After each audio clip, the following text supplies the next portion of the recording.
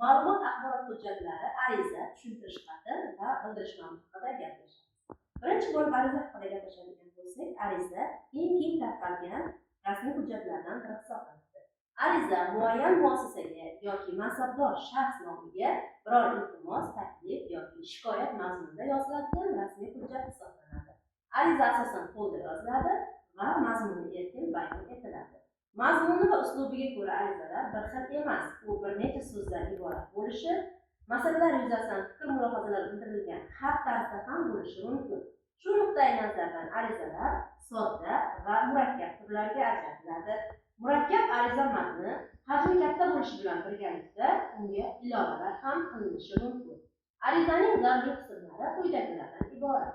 Ariza yo'llangan muassasaning yoki mansabdor shaxsning nomi, ariza yozuvchining turar joyi, vazifasi, ismi, ota ismi va familiyasi, hujjatning nomi, asosiy matn, arizaga ilova qilinadigan hujjatlar agar zarur bo'lsa qo'yiladi, bo'lmasa shart emas.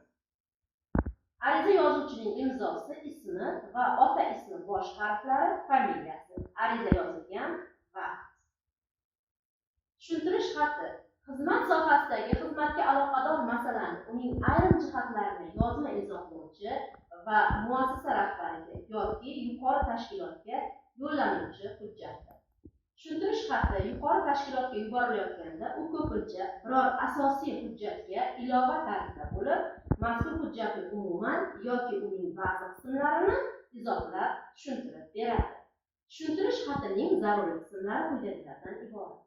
Hujjat yo'llanayotgan tashkilot yoki mansabdor shaxsning to'liq nomi, hujjatni tayyorlagan muassasa yoki shaxsning to'liq nomi, hujjat turining nomi, hujjat matni, imzo va sanad.